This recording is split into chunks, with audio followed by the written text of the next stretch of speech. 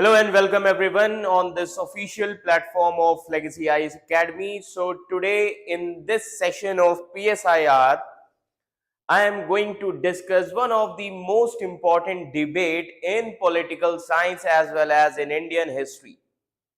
And the topic of our discussion is Ambedkar.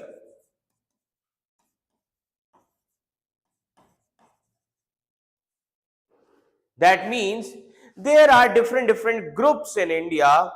So one of the group is considered Ambedkar as nationalist and another group is considered Ambedkar as anti-nationalist. As we all know that Ambedkar is the tallest leader of Dalits in India. Ambedkar is the tallest leader of Dalits in India, because no other Dalit leader have achieved the same status for his community unlike Ambedkar. Clear? That is why there is a person who has written the biography of Ambedkar and his name is Dhananjay Keer. So Dhananjay Keer has written the biography on Ambedkar. Now the important issue here is whether Ambedkar is a nationalist or anti-nationalist. So the topic of our discussion is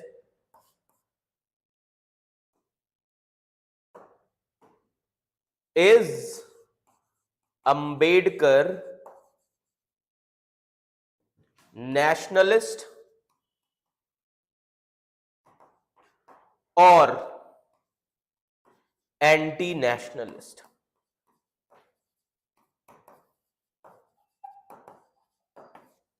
Okay, so we will try to understand both the perspective, that means views of. So first we'll try to understand how Ambedkar was anti-nationalist. Clear? So there is a scholar whose name is Arun Shourie. So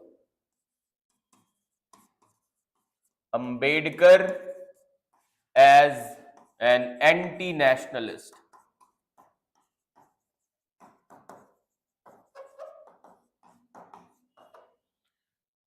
So there is a scholar whose name is Arun Shourie. Arun Shourie. Now, this scholar Arun Shourie, he has written a book that is Worshipping False God, and the name of the book is Worshipping False Gods.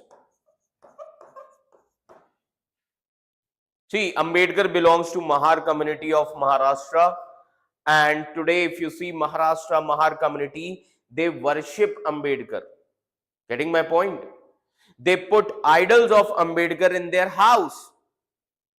Okay, because Ambedkar has achieved something for his community. Clear everyone? Okay, so that is the important thing. So he has given various reasons that why Ambedkar should be considered as anti-nationalist. So we'll try to understand those reasons first. Okay, so why Ambedkar should be considered as anti-nationalist? So there are different reasons. So the first prominent reason here is that Ambedkar opposed Purna Swaraj resolution of 1929. So in modern India, in modern history, you will study 1929 Lahore session. And the most important aspect of Lahore session was 1929 Purna Swaraj resolution. So Ambedkar opposed Purna Swaraj Resolution of 1929. That is the resolution for complete independence. Clear? Then, after 1 year, Ambedkar said that means on 8th of August 1930, on 8th of August 1930, Ambedkar said that depressed classes should thankful to the British for improving their status. So what Ambedkar said? That depressed classes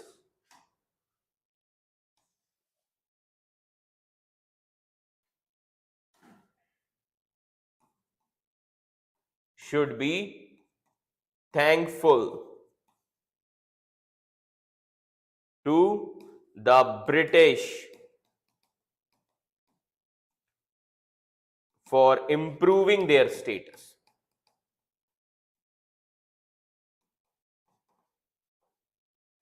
That is the second thing. Okay. So these scholars, they take these kind of reasons. Clear?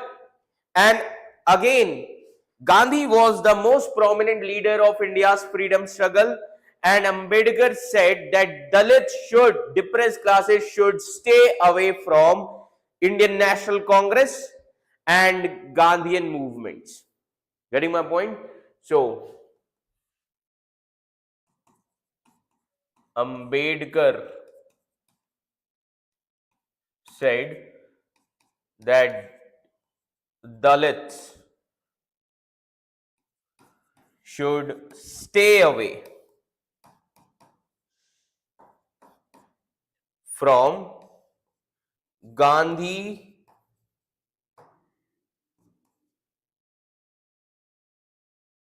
Harijans, Gandhi Harijan movement. Okay. So Gandhi Harijan Sevak Sangh.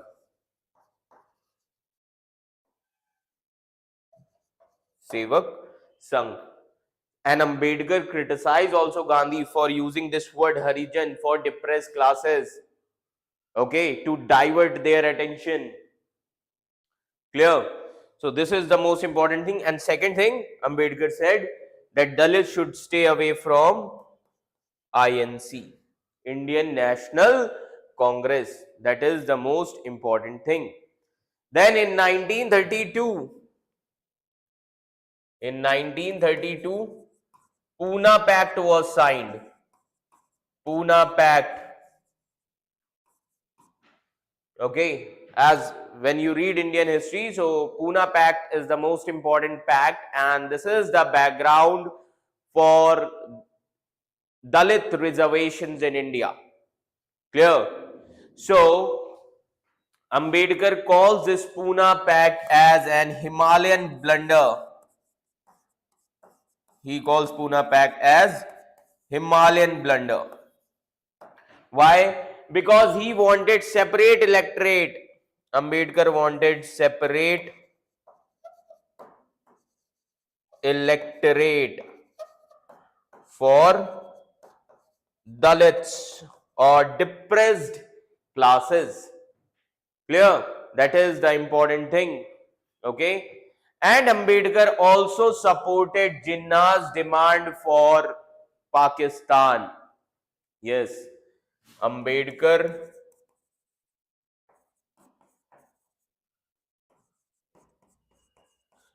supported Jinnah's demand for Pakistan.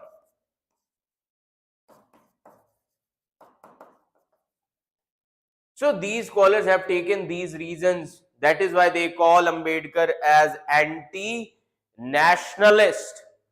Getting my point? That is the important aspect. Okay. And Ambedkar also criticized Gandhian Quit India movement. And Ambedkar calls Gandhian Quit India movement as mad venture.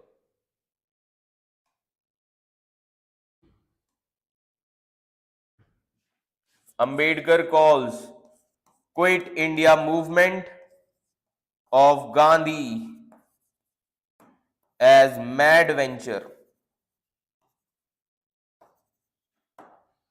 Okay, he calls Gandhian Quit India movement as mad venture.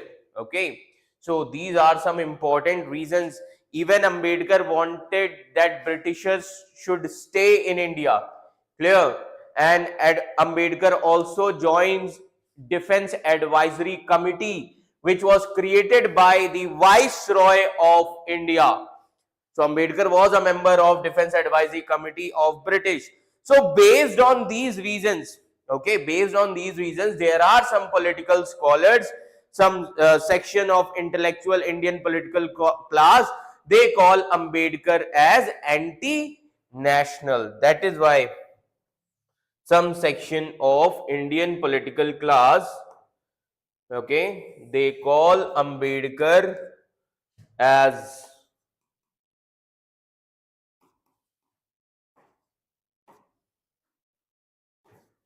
anti-national. This is the important reason. Because of these reasons, some political class, remember this thing, they call Ambedkar as anti-national. See, leader like Sir Syed Ahmad Khan, okay, who has very important role in terms of the improving the status of Muslim community. Okay, so just like Sir Syed Ahmad Khan, Ambedkar also emerged as the leader of community. So Ambedkar, so like Sir Syed Ahmad Khan,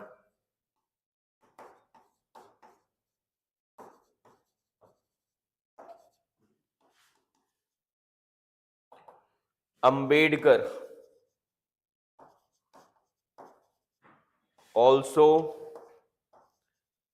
emerged as the leader of community.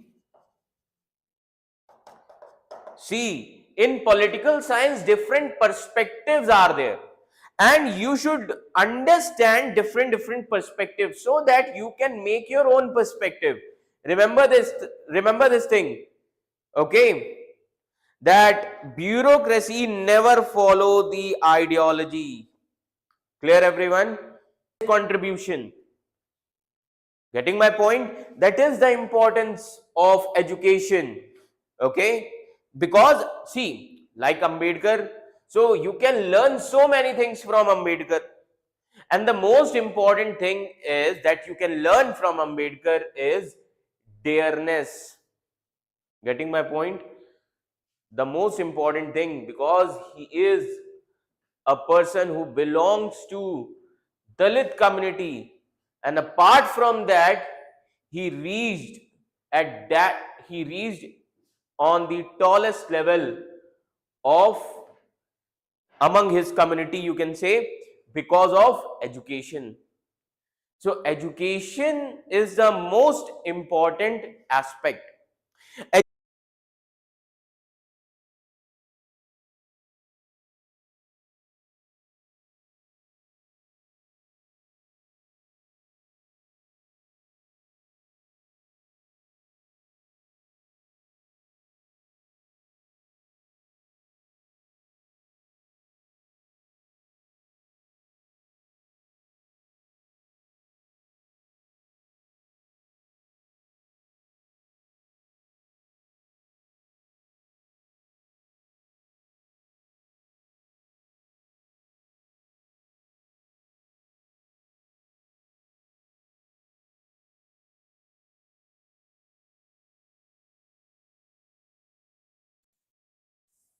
You can learn from Ambedkar.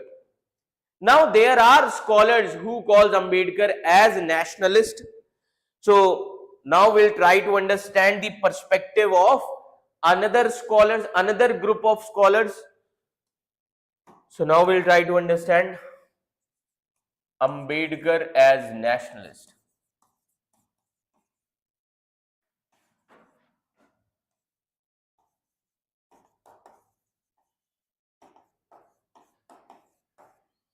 So there are some scholars like Arundhati Roy and Christopher Jafferlet.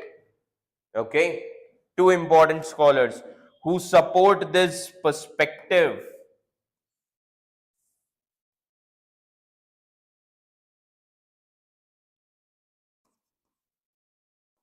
Arundhati Roy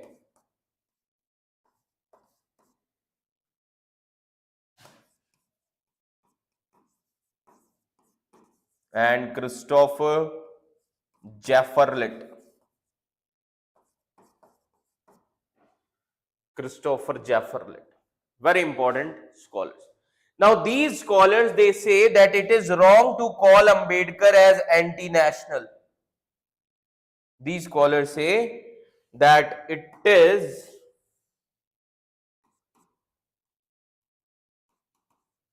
wrong to call Ambedkar as anti-national. Ambedkar is also a nationalist, and we can give various reasons for that. So, what are the reasons why Ambedkar should be called as nationalist?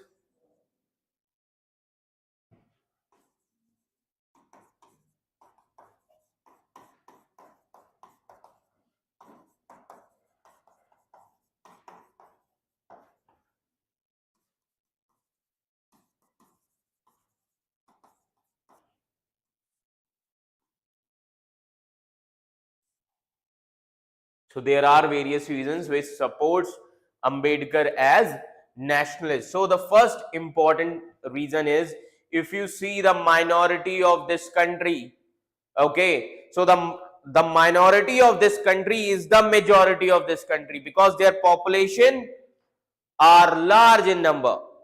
So Ambedkar represents the largest section of Indian society. First important reason.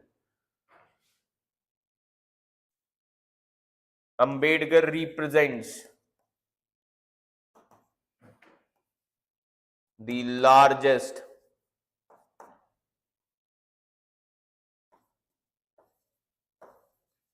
section of Indian society. This is the first important reason, because the minority of this country is the real majority of this country. Okay, that is why these scholars have used the term, because Ambedkar is representing the largest section of Indian society, which is called as Bahujan Samaj. So this is called as Bahujan Samaj.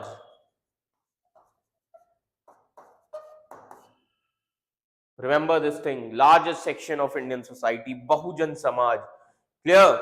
So the person who is representing the largest section of a particular nation cannot be regarded as anti-national, because he is representing the majority people of Indian society.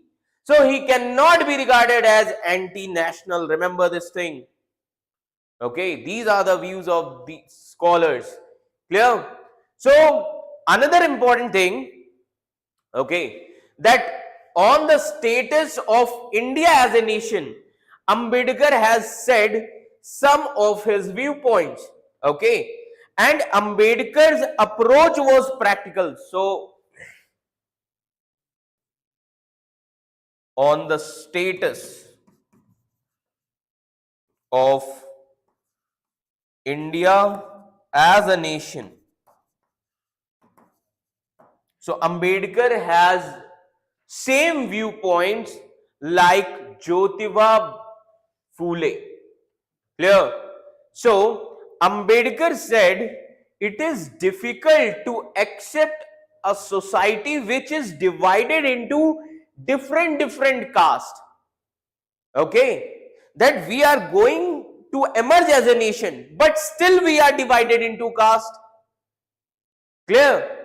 Because nation represents unity, nation represents population, nation represents particular territory, nation represents states. sovereignty, everything.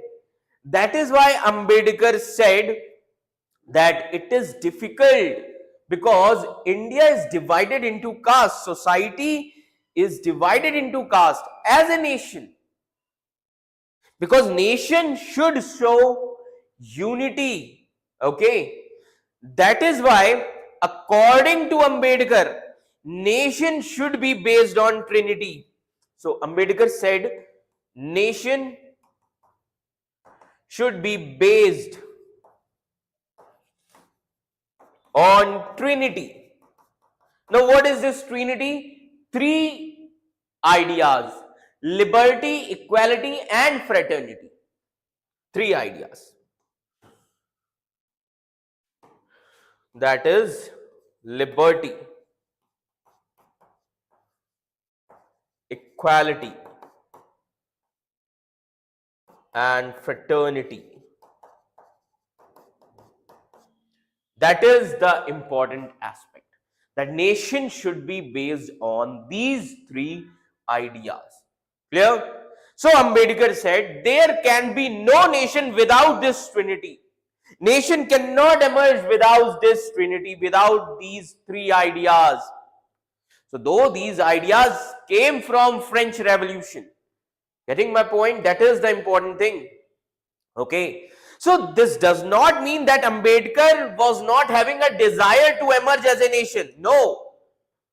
If you listen his speech in Constituent Assembly, he has given a wonderful speech in Constituent Assembly. That is in December 1946. Ambedkar also has a desire to emerge as a nation. Ambedkar has a desire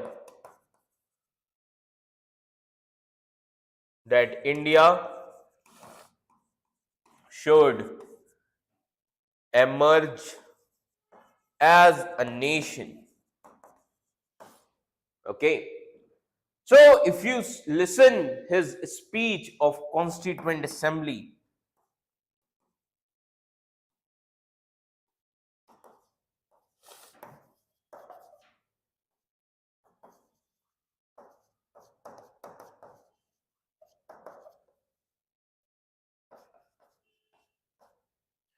in December 1946. So what Ambedkar said? Ambedkar said that I know we are divided politically, economically and socially because of caste system. Okay, so we are divided, okay, politically, economically and socially, and we are a group of warring camps, and I myself is a leader of one such camp. But I am convinced that the day will come soon when India will forget these differences, these political, economic and social differences, and then we will emerge as a nation. Getting my point? So Ambedkar believed that we accept that we are not a nation so that we can understand the real reason behind, okay, that what nation exactly means. So India got its independence on 15th of August 1947. That was a political freedom. But still India is fighting with social and economic freedom. Though India has become 5th largest economy in the world, but still our per capita income is very low. Indian society is still divided into caste, religion, ethnicity. Recent thing, Manipur violence, Haryana violence. Okay, so we should come forward. Okay, we should forget these differences based on political, economic and social, and we should emerge as a nation. That is the dream of Ambedkar. Getting my point? Okay. So Ambedkar has given various reasons. So based on these reasons, scholars say Ambedkar was a nationalist. Getting my point?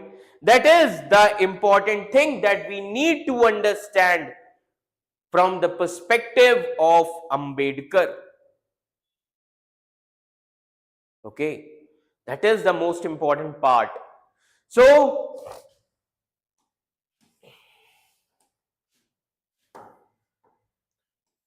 based on these reasons,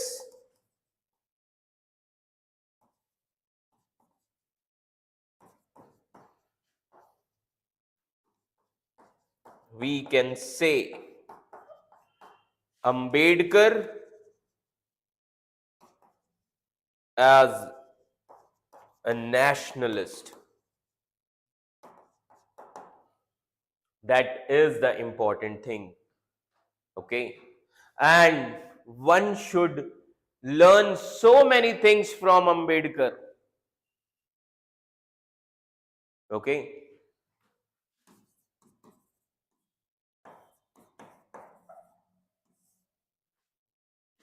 so Ambedkar's life, if you see Ambedkar's life is full of challenges,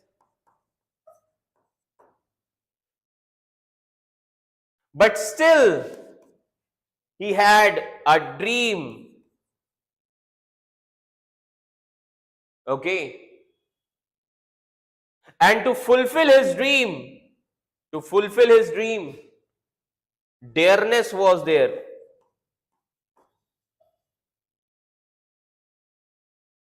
And education is the most important tool.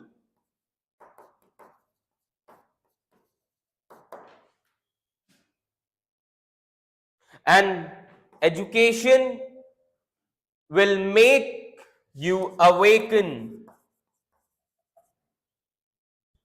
And that is why Ambedkar is considered as tallest leader, and his role is also important in drafting the constitution. Father of constitution, chairman of drafting committee.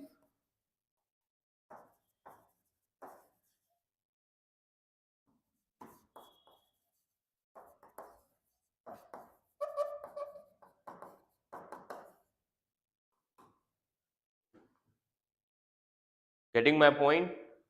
So the role of Ambedkar cannot be diminished in terms of Indian society.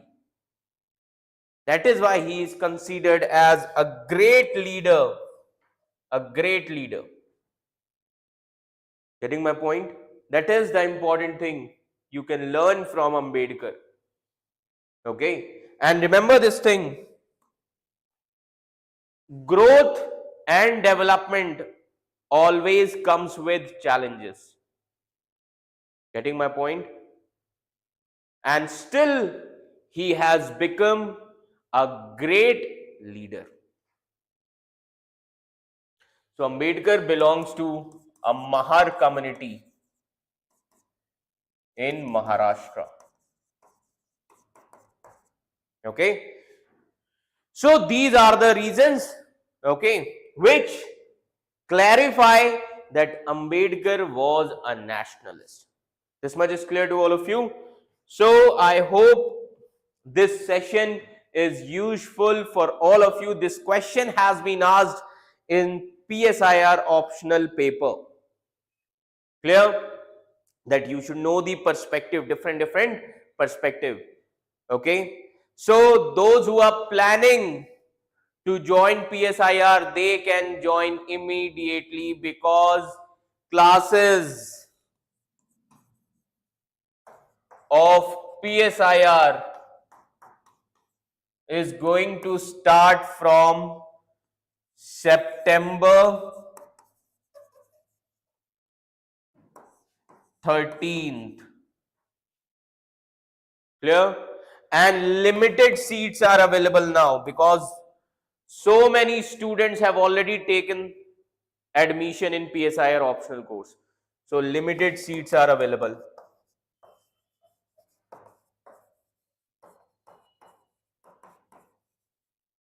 Okay. And for more information,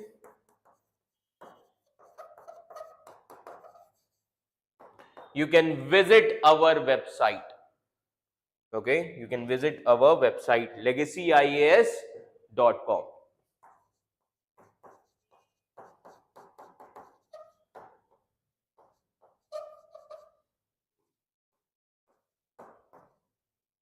Okay. And you can call on our inquiry number also for other courses also. Clear? So thank you so much.